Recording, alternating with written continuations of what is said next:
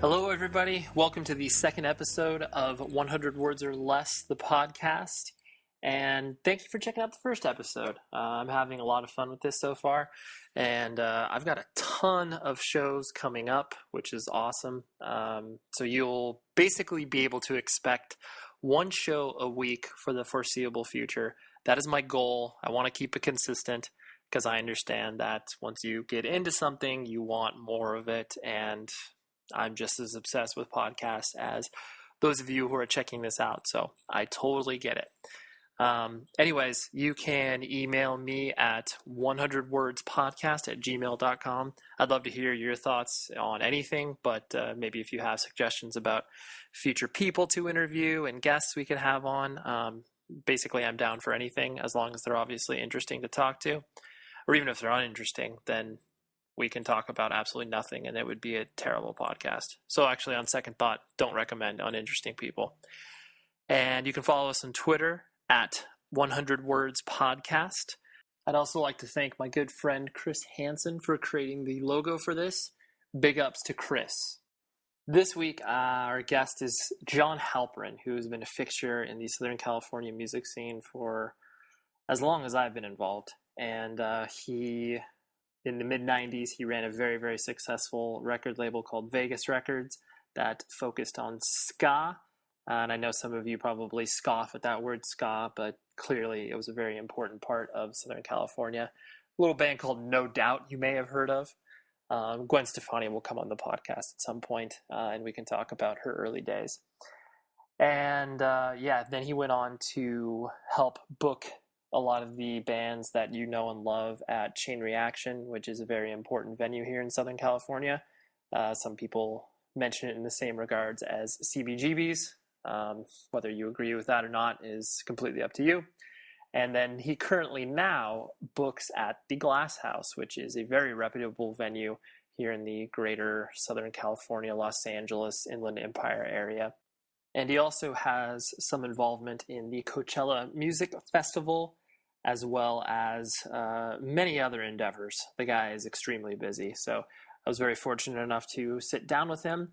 A quick note as well, his dogs were incessant and decided to not leave us alone. We recorded this at his apartment, and so apologies for the lackluster audio at some points. Like I said, the dogs were all over us, so enjoy.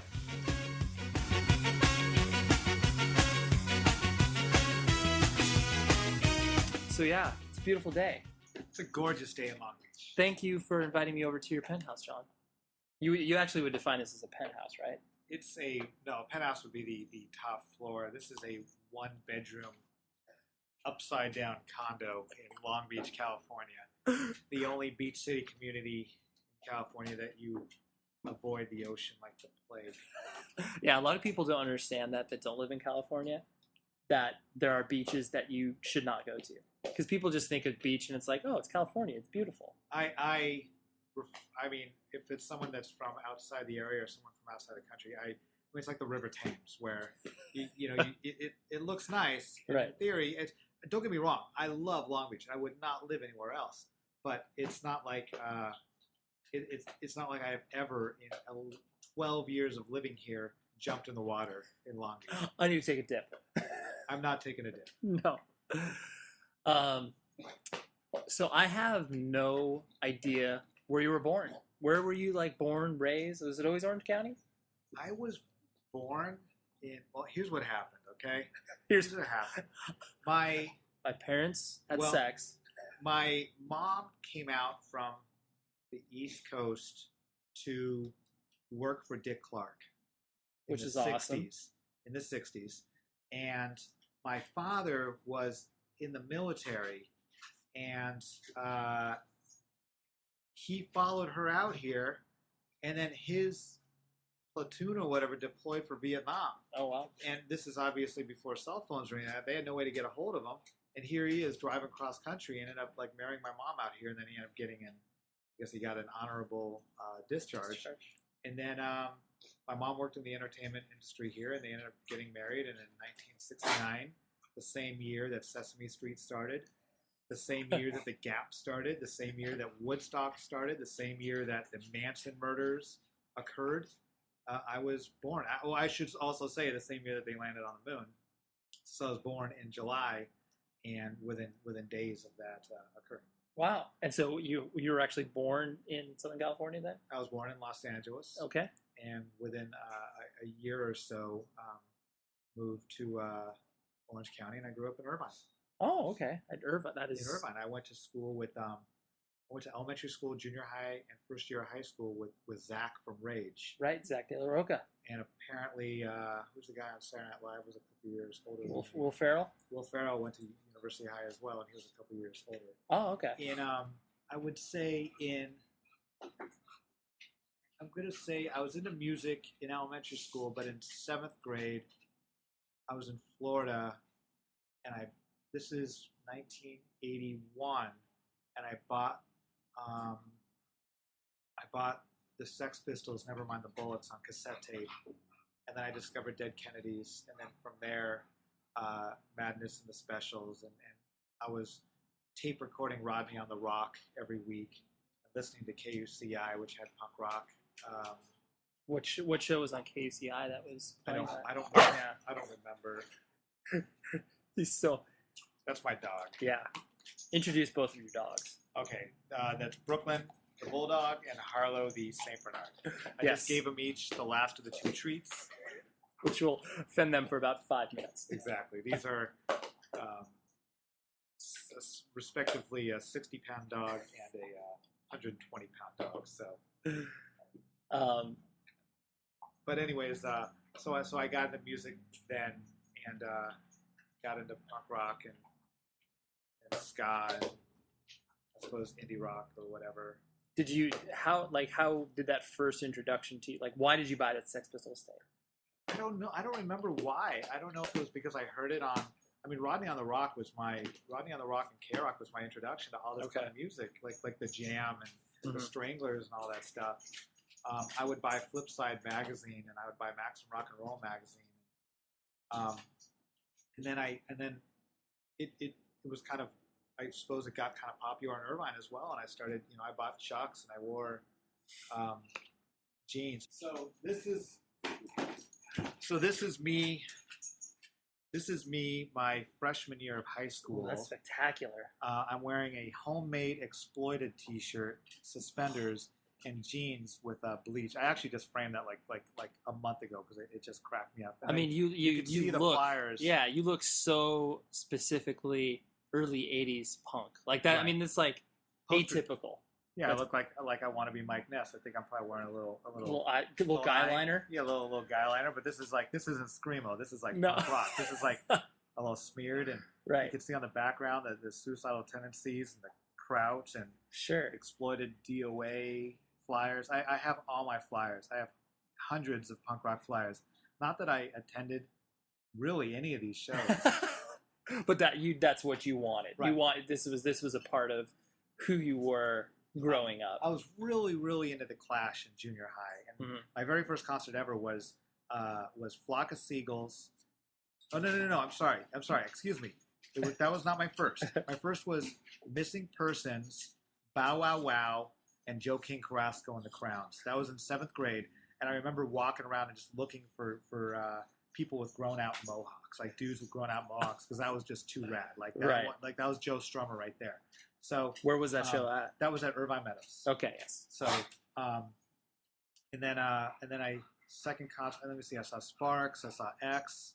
I think the first real punk rock show was at the Concert Factory, which was the Cuckoo's Nest.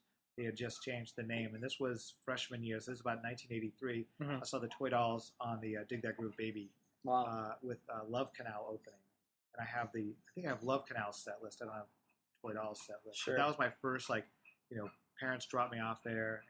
And speaking of your parents, how did they react to you getting into this stuff? It wasn't positive per se. Were they just like, hopefully this is a phase that John gets through? Yeah, I mean, I wasn't doing drugs. I didn't drink, but I was listening to Minor Threat and stuff like that as well. But it's like, but it's positive stuff as well. Sure. But I ended up after one semester at uni, they sent me away to boarding school. To try to correct that mistake. Correct this punk rockingness. And then after 6 months, I came home, and then by then they had moved to South Orange County, and then I grew up. I think I got bribed with $100 to go to St. Margaret's, which was an Episcopalian high school, which, by the way, I'm Jewish. Right. So, but $100 got me to go there, and then I wore a uniform every day. So my interest in music continued, but I wasn't really necessarily able to express it at school. Right. I did get kicked off the football team sophomore year because I wouldn't cut my hair. You were pretty punk then. I mean, like, were you, like, when your parents were obviously trying to get you out of this, was it a pretty, like, did you get in a ton of fights? Like, were you pretty rebellious from that standpoint? Or Yeah. Okay. Yeah. Yeah, and I remember ditching school and going to see Shattered Faith play at OCC.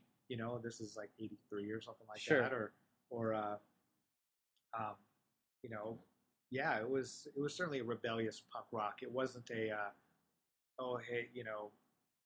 flowers and cupcakes and go listen to my music. It wasn't just a fashion thing that you were into. This was like you were. And I had friends that were into punk rock, and they were getting into trouble as well. I mean, they were more. Some of these people were more like drinking or whatever. Not really drugs. I didn't even get introduced to any drugs. I'd never even smoked. I think in my life I've tried one cigarette just to try it. And this is not my thing. Sure. But it was just more of a rebellious attitude, and I guess I was doing fine in school, but it was just more rebellious attitude and just I don't know. Yeah.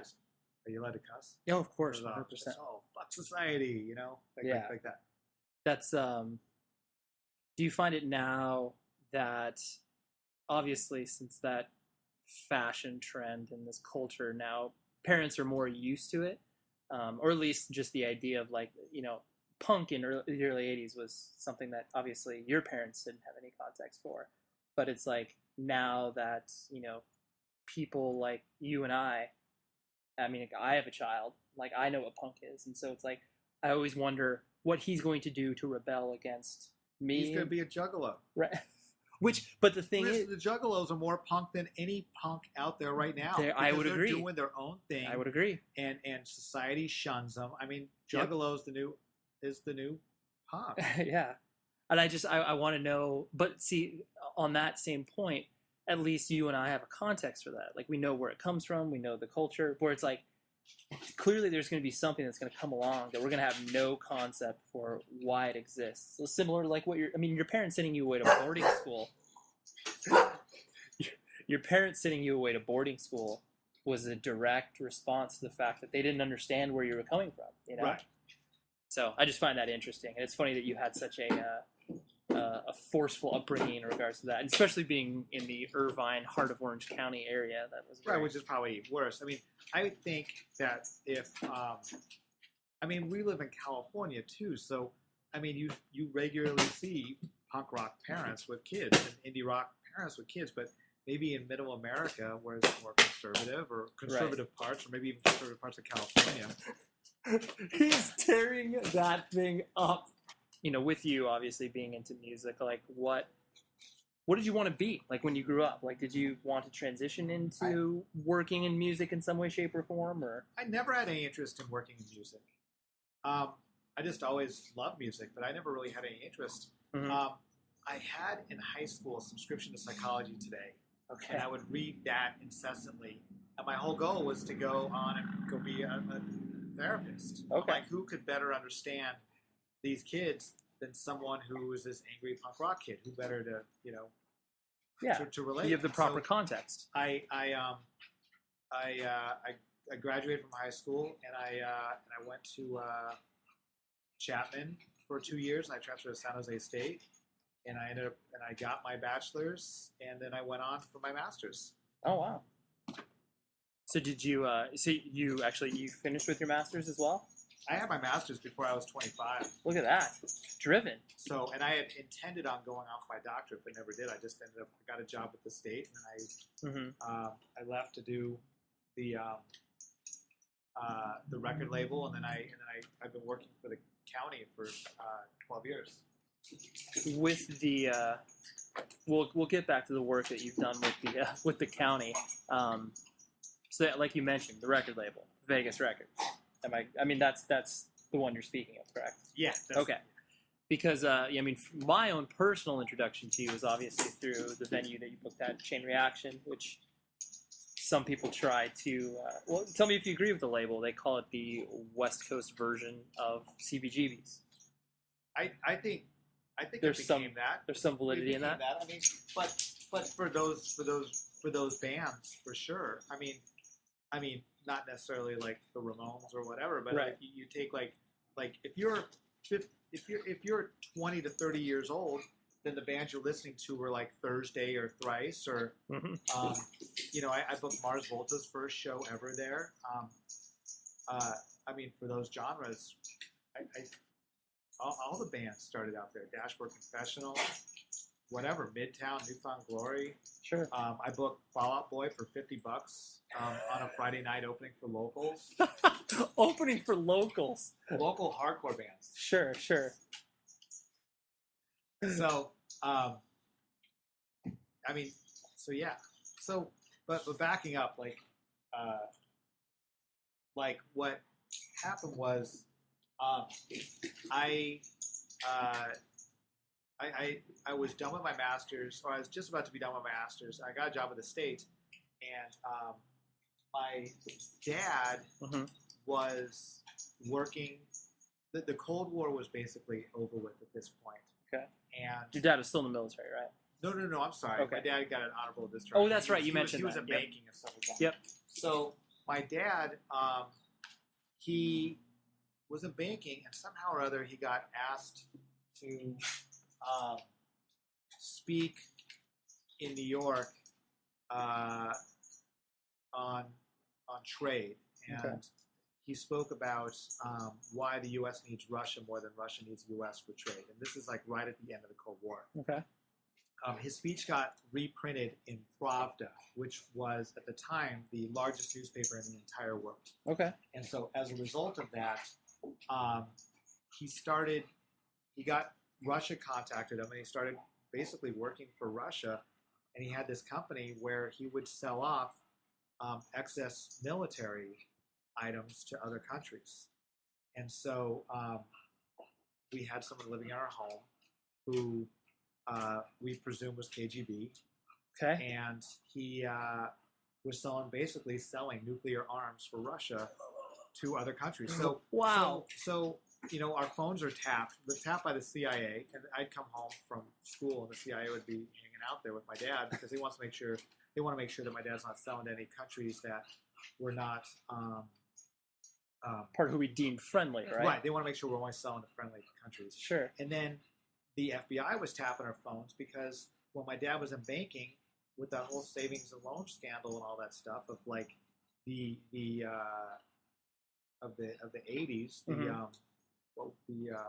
the late 80s, early 90s savings and loan stuff. Sure. Let me see. That would have been like the early 90s. My dad was responsible for putting some of those people in their positions, and then they went ahead.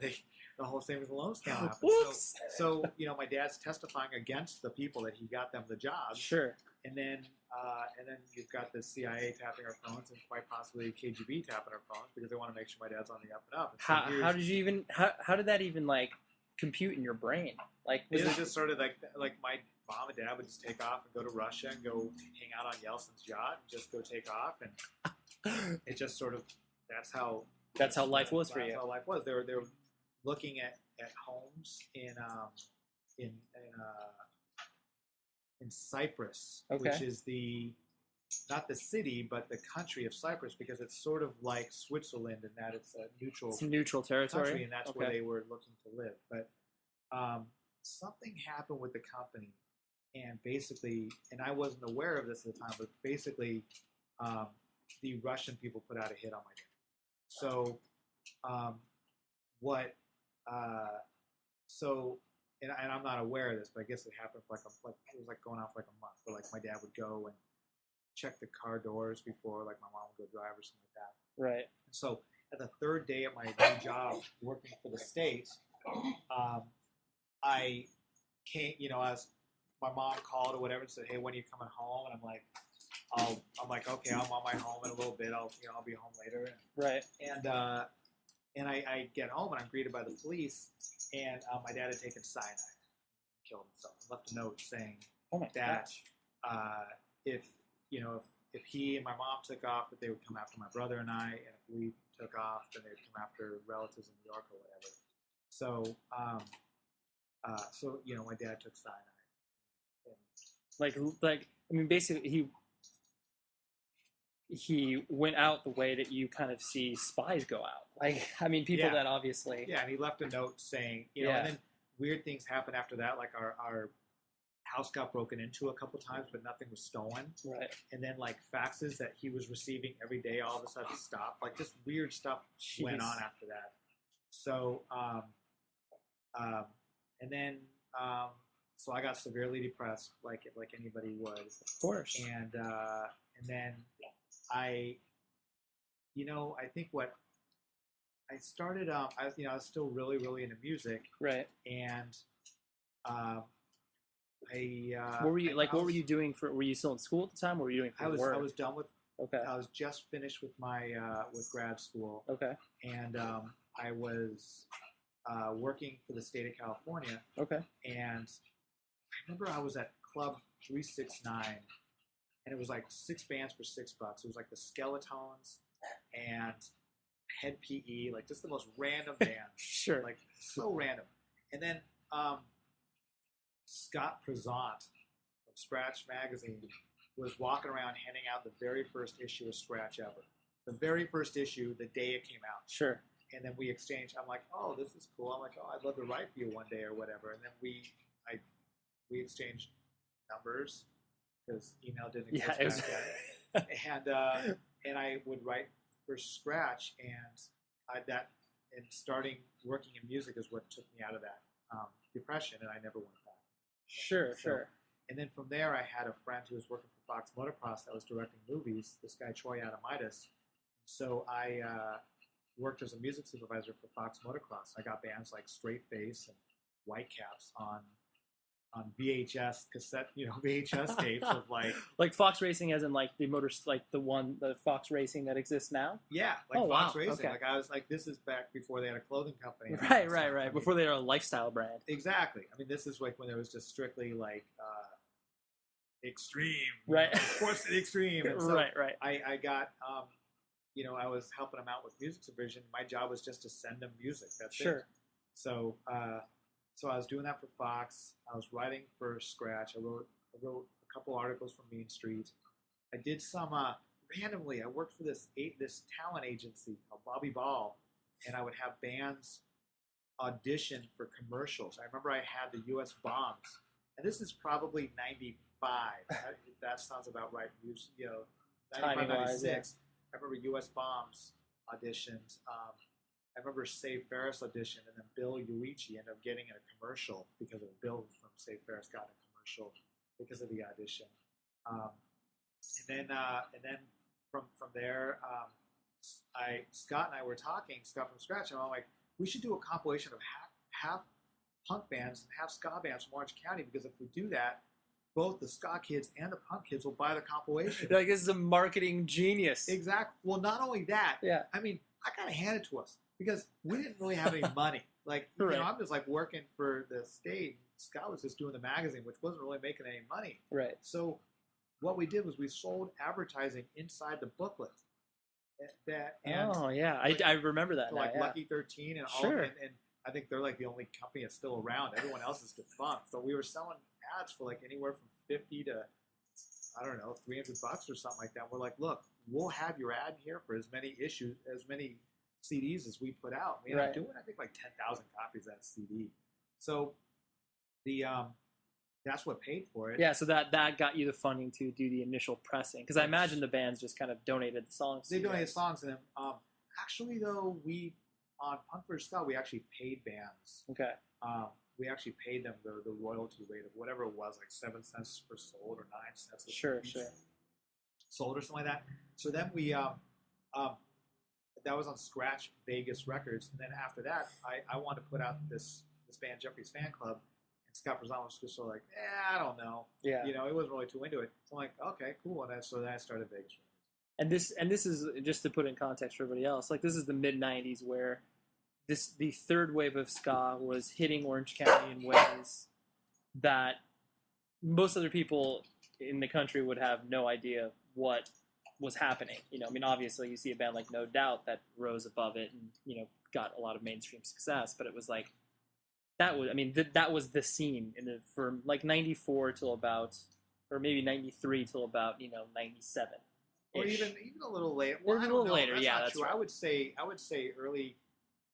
would say 2000 even. Yeah, that's true. Because bands, whether it be My Boss Tones, that's who true. I know they're a little earlier, but obviously Roby Fish and Aquabats and and Meal Ticket and Pushover and Ocean 11 and all that stuff. There's so many bands. Do you think that particular scene could have hit anywhere else, or do you think it was kind of a perfect storm? No, it could have hit anywhere. Okay, it just happened. Anywhere. It just happened to hit. It happened here. I mean, not that I was. I mean, I booked a couple shows at Al Cappuccino's. I booked like Ivy League, which was Mad Caddies. I booked like My Superhero and some other bands, Lone Raspberry, to play like a coffee shop. I booked 3 shows ever in the late '90s. But I mean, it was a talent buyer's dream. I mean, there's no broken noses, no broken toilets, like no karate kicks, right? Just like kids no skanking. pit, just kids going around in a little circle, just I don't know, right? With their arms brushing into each other. Yeah, and then saying sorry. So it was great, and still to this day, I mean, that's more so than anything else, that's the genre of music, not necessarily the third wave ska. More, I prefer traditional ska. I prefer 60s reggae, but sure. But that's what you always go back to musically. Yeah, that's what I go. I mean, you could, if you want later on, you could look at my record collection and see what I like. what you're currently listening to. Although Ice Cube is on the turntable at this second. No judgments. But yeah, and then that's when I started Vegas Records. I did that for a couple years. And was that at that point that was kind of your full-time gig, or you were still doing? It was my full-time gig. I made it my full-time gig for 2 years, which was the hardest 2 years of my life financially. Sure. But it was. Did you get office space and everything too? I rented a closet, literally a closet over at Milano. So I wasn't working a day job, but I was doing. I mean, it was pretty cool though. I mean, I went to Europe twice with Jeffrey's Fan Club, and then I did it for 2 years without a day job. But a year into it, I applied with the county of Los Angeles to be a social worker, and after 2 years of not having a day job, I started with the county. And probably a month before that, I went to go see Melee at Public Storage, which had just turned into Chain Reaction. And the other talent buyer had just quit, Aaron Christopher. And Tim was like, "Hey, would you want to do it?" I'm like, "Yeah." So he's like, "Okay." Tim being the owner of Chain Reaction. It's fine. Yeah. Just put it in context. And I'm like, "Yeah, sure." And then, literally within a couple of days, I started booking that place. And I like I said, I only booked 3 shows before. I had no. I know. Why did Tim was like, you seem reasonable enough. You can do this. I was coming around a lot. And okay. He knew me, and he knew I was in the music industry, and he called some references. Oh, he called like Vince Pileggi from Milano. He thought about it. It worked out really well because I actually kind of knew the bands and I was into music, and sure, I got bands to play there that had never played there before. You had to kind of lay the foundation for this place in order for bands to want to play there, because like it's not easy to start a venue. Yeah, I mean, it was going on. I mean, it wasn't like, I mean, back then it was like a couple shows a week or whatever, and obviously it became 7 shows a week. Right. But certainly Rob Martinez had already laid that foundation. I mean, sure. The shows that were doing well there were Rob Martinez's shows. Ron from Fall Space Booking. Yeah. Obviously from Final Conflict. I mean, he was the man. So I mean, if he was sure. booking that place full time, maybe it wouldn't have had indie rock or ska. But if there was a Refuse show there, that right. canceled. I mean, he's the one who was responsible for the show. Sure. But anyways, what I got to bring in just another element, and then sort of, Ron was still doing other stuff on the side, like his booking agency. So it kind of, I kind of went in there a little more full time, sure, and managed the venue, and then became a full time talent buyer. And I did that from 2000 to 2006. And then I left to go book a small room at the Glasshouse, which they were building, called Kitron.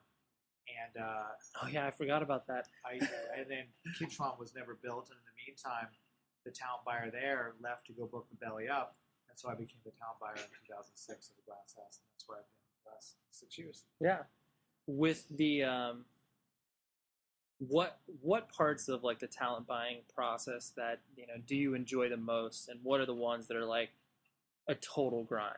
I mean, that you're just like, I hate doing this aspect of it, but obviously this balances it out. I mean, what do I hate? I mean, it's a simple answer is the agents. No, I actually, I'm kidding. That's not true. I actually really like the booking agents. Sure. It's more so like, offering sellout money for a show and getting beat up on the offer, meaning that they're getting more money out of me if it's a guarantee. Sure. And then the show doesn't do well. And the Glasshouse is not part of. We're not part of Golden Voice. We're not part of AAG. People assume that we are, right? But we're not. We're 100% independent. So if we do a show that loses, then we all feel it. We have to recoup that and pay our bills. And so it's really rough booking an 800 cap room with no booze. There's just no, the bands are getting the same money they get where places do have booze. Right. So we don't have that extra cushion of another way of us making money. So that's the only real hard part. But with time, you sort of, A, get to know the agents, you get to trust the agents, and B, a good talent buyer will certainly do their research on a band and go back and forth. And know much how they're worth, right. Right. How does the conversation with the agent go, like, the following day? Where it's like, he calls to get totals, and you're like, hey, so about that. I mean, it might be even before that. I mean, I'll bring it up to the agent and say, look, this is, how it's looking, and what, is there anything we can do about this? And it just talk to them. Otherwise, after the show's done, there's no going back. There's no going back. Once ever from an agency did they say, I mean, hey, we're really sorry you guys lost money, and actually gave us some money back. But otherwise, I'll be honest, it's sort of the onus of responsibility is on us to talk to the agent first beforehand. It's not their responsibility. And at the end of the day, we're the ones who made the offer. So it's really on us. Sure, I mean, you got to live with it, right? If we offer $10,000 to a band and they don't, it was, I like to think of it as a collaborative effort, but at the end of the day, it's really on us. Right, sure. No, I get that. And then on the side, like you were mentioning that you had applied for a job in the state, and you've been a social worker. Well, I work for the county. You work for the county, sorry. I'm a dependency investigator, so I investigate child abuse, and I'm the one who writes reports for courts, making the recommendation of what we should do with the case. Sorry, his dogs are completely slobbering over every inch of John, his phone, his computer. This is amazing. So how that aspect of your life, how does that reward you? Where it's like is it basically just the fact that obviously you can help these kids, kind of file through the system, so to speak? It's my job. I mean, I was a services social worker for a decade, and that would have been more my role. My role would have been to either reunify the kids with the parents. Sure. And if not, then to find permanence for these kids. Sure. But my role now is to investigate. Okay. And I have a case for a shorter period of time. Got it. And I do interviews with everyone and get to the bottom of what really happened. Make a recommendation to court as far as what they should, what we should do with the case, and then ultimately it's the court and the judge that will decide. Got it. The and then you, another sitting here in your living room, another one of your hobbies and passions is clearly art. Anyone that has ever met you in any capacity probably knows that you are, dare say, obsessed. I mean, I'd say, art hoarder, art addict. Right. I don't smoke. I don't smoke. Sure. I don't. This drink, is your vice. I don't do drugs. This is my heroin. But it's not a complete obsession in that I don't. That's not true. I'll obsess on something, but I may not necessarily act on it. Okay. And I don't put myself into severe debt and whatnot. It's like I'm not going to sit there and. I'd be lying if I didn't say I didn't borrow against my condo to buy a piece of art. I'd be lying if I didn't say that. Right. But it's not like I'm like a $400 a day addict. Sure. Stealing to pay for this addiction. I like my colorful walls. Right. And you're at the point now where if you purchase a piece of art, you have to really consider where it's going to go in your home and what you need to take down. It's Tetris as far as moving everything around. And there are literally, you can look to your left and you'll see two vintage Holly Hobby pieces that my friend bought my fiancée Julia to put up on the walls. And I have to locate a place for that. And then you'll look further to the left and you'll see there's 7 or 8 framed animation cells I bought recently that I have to figure out where am I going to put these things, and either what's going to come down, or am I going to, which is why stuff has started to go out in the hallway and whatnot. Sure. You have an overflow space. Kind of reflecting on a lot of your work that you've done with, bands and obviously like the talent buying process. Like here in 2012, if you're a 15 or 16-year-old kid, what sort of advice do you give them in order to sort of, get to play at venues like Chain Reaction and that type of stuff? What do you think the best avenue for them to pursue is? My advice really isn't different than what I would advise bands 5 years ago or 10 years ago, which is work your band. You can work your band online, and that's great. But then, if you're, when I was at Chain, if there was a band that was flyering for shows at other venues, and they're at my place all the time flyering, why wouldn't I want that band to be they work at my venue? Because if they're going to work that hard for that show, they're going to work just as hard, if not harder, for my show as well.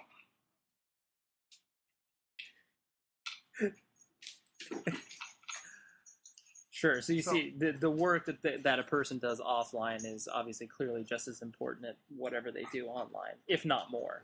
I think so. We still do hard flyers.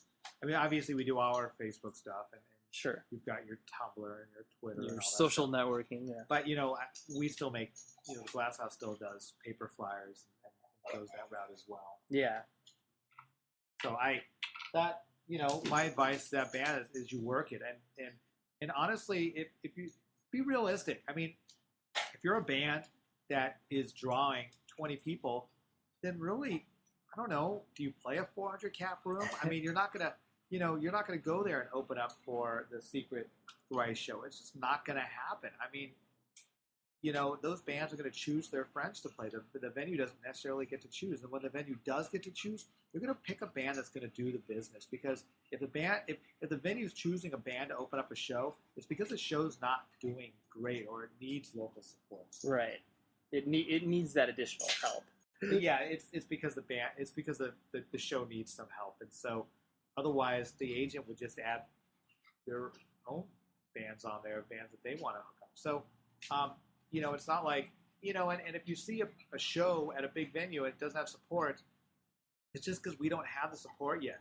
It's not because we're looking for support. If you see a sold-out Snow Patrol show or a sold-out, like Arctic Monkey show or whatever, I can't add support on there just because there's only one opening band. It's because the agent and the manager they've chosen that to be it to be a 2-band bill, and that's just sort of how it works, or a 3-band bill or whatever.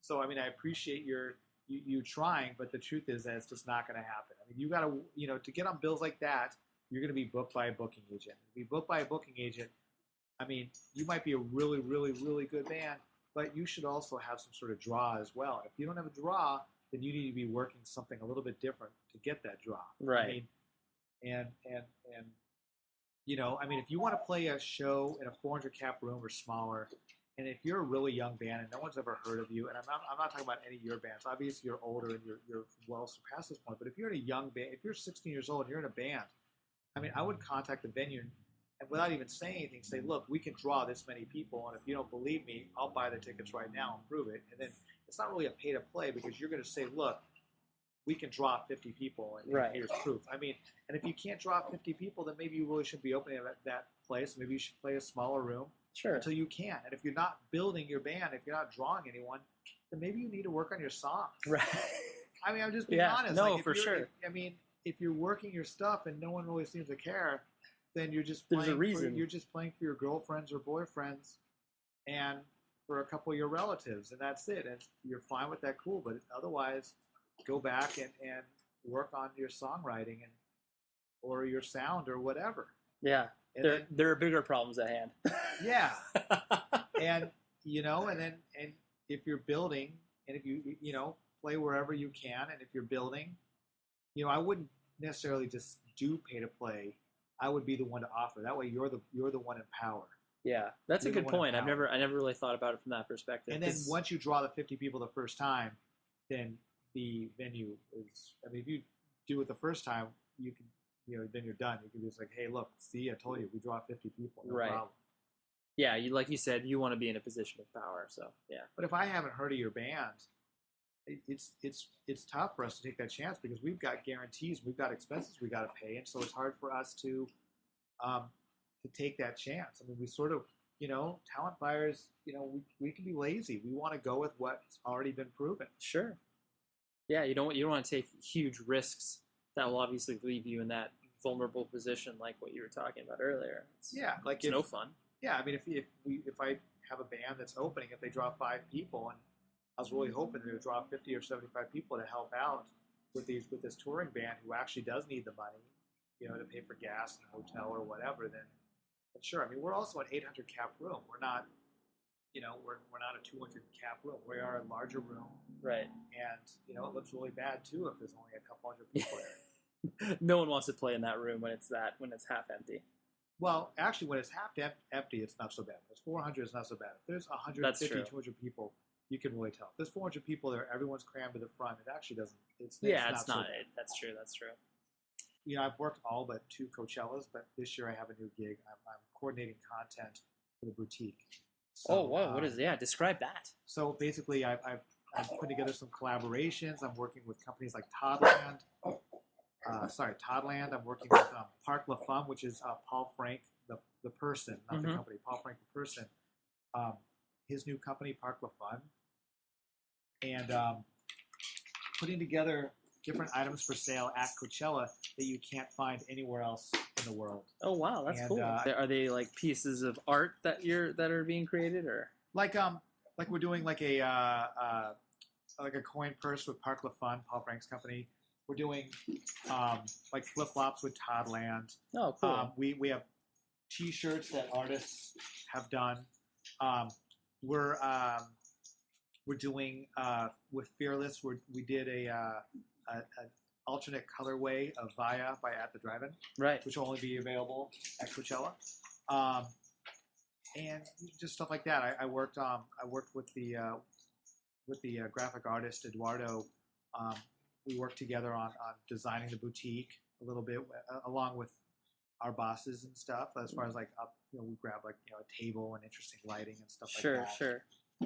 That's cool. So basically, it's a storefront where people can buy really unique items that are only located at Coachella. I mean, because Coachella, with it being sold out and it's 20,000 people camping, it's like its own community. Yeah. So we're doing live painting as well, and like on May 12th, we're doing an art auction of the artists who are doing live painting in the boutique in Palm Springs at the Shag store. Oh, nice. And so like the pieces will start super cheap, and the auction's going to go to benefit this company Races, or this nonprofit Races that's out there. We wanted to do the auction out in Palm Springs area to benefit a charity in the Palm Springs area. Yeah, since sure. That's where Coachella's To based. give it all that's back. That's what we want to do, is give back to those guys.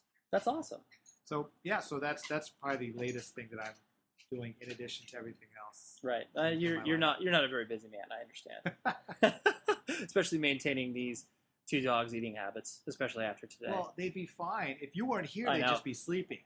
But because you're here, Basically, it's my fault. I apologize. I'm sorry that you had to feed all they the don't treats. want they don't want to share my Attention. attention with Ray Harkins of Taken and Makoto. I understand completely. Well, I apologize, dogs, and I'll be under care soon. But thank you, John. I appreciate it. No problem. Yay!